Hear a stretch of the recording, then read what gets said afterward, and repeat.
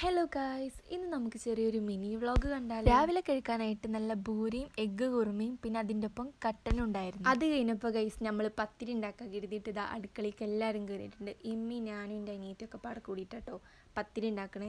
അങ്ങനെ ഒരു സൈഡ് മാവ് ഉരുട്ടണു, ഒരു സൈഡ് മാവ് അമർത്തണു, ഒരു സൈഡ് മാവ് പരത്തണു. അങ്ങനെ 3 പേർക്കും ഗൈസ് 3 പണി കൊടുത്തു. അങ്ങനെ ഗൈസ് പത്തിരി ചുടാന്നുള്ളൊരു ദൗത്യം ഉണ്ടല്ലോ, അത് ഞാൻ ഏറ്റെടുത്തു ഗൈസ്. പക്ഷെ ഇമ്മ പറഞ്ഞു ചുട്ടിട്ട് ശരിയാവണില്ലാന്ന്. അങ്ങനെ മെന്നത് വാങ്ങി. അങ്ങനെ പത്തിരി പണിയൊക്കെ കഴിഞ്ഞപ്പത്തിന് ആകെ വിയർത്ത്. അങ്ങനെ ഉള്ളൊക്കെ ഒന്ന് കൂളാക്കാൻ വേണ്ടിയിട്ട് നമ്മൾ നല്ല തണുത്ത മാംഗോ ജ്യൂസ് അടിച്ച് കുടിച്ചു. വെക്കേഷനൊക്കെ ആയതുകൊണ്ട് നമ്മൾ കുറച്ച് ദിവസം ഉമ്മാൻ്റെ വീട്ടിൽ പോയി നിൽക്കാതിരുതി. നമ്മളങ്ങനെ കുറച്ച് സാധനങ്ങളൊക്കെ വാങ്ങിയിട്ട് ഇപ്പാൻ്റെ പാട്ടോ പോണേ. അങ്ങനെ അവിടെ ചെന്നിട്ട് ഗൈസ് ഉമ്മ നല്ല ചായ ഉണ്ടാക്കി തന്നിരുന്നു. അതിൻ്റെ ഒപ്പം പൊരിക്കടിയായിട്ട് കട്ട്ലേറ്റും സമൂസയും ഉണ്ടായിരുന്നു. അങ്ങനെ അതൊക്കെ കഴിച്ചു. ഇവിടെ പിന്നെ ഗൈസ് ചക്ക, മാങ്ങ, അടക്കാപ്പഴം അങ്ങനെ എല്ലാ സാധനങ്ങളും ഉണ്ട്. അങ്ങനെ ഗൈസ് നമ്മുടെ ഫസ്റ്റ് അറ്റംപ്റ്റ് പറഞ്ഞാൽ എങ്ങനെയെങ്കിലും ആ ഒരു അടക്കാപ്പഴം പറിച്ച് തിന്നായിരുന്നു. അതിന് വേണ്ടിയിട്ട് നമ്മൾ മോപ്പിൻ്റെ ബാക്കിലുള്ള സ്റ്റിക്കും കൊണ്ട് വന്നിട്ട് അടിച്ചു. പക്ഷേ എത്ര അടിച്ചിട്ട് അത് അങ്ങോട്ട് വീഴണില്ല. എന്താ അതിന് വീഴാനൊരു മടി. അങ്ങനെ നമ്മൾ അപ്പുറത്തെ മാങ്ങ പറിച്ച് എന്നിട്ട് അത് ഉപ്പിൽ കൂട്ടി തിന്ന്.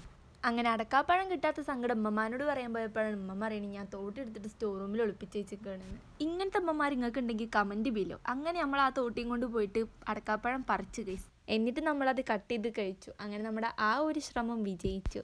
അങ്ങനെ ചെറിയൊരു സൺസെറ്റും കണ്ട് നമ്മൾ നൈറ്റിലേക്കുള്ള ഫുഡ് കഴിച്ചു. പത്തിരിയും ബീഫാട്ടോ കഴിച്ചേ. അപ്പോൾ ഇഷ്ടപ്പെട്ട സബ്സ്ക്രൈബ് ചെയ്യുക. അപ്പോൾ ഓക്കെ, ബൈ.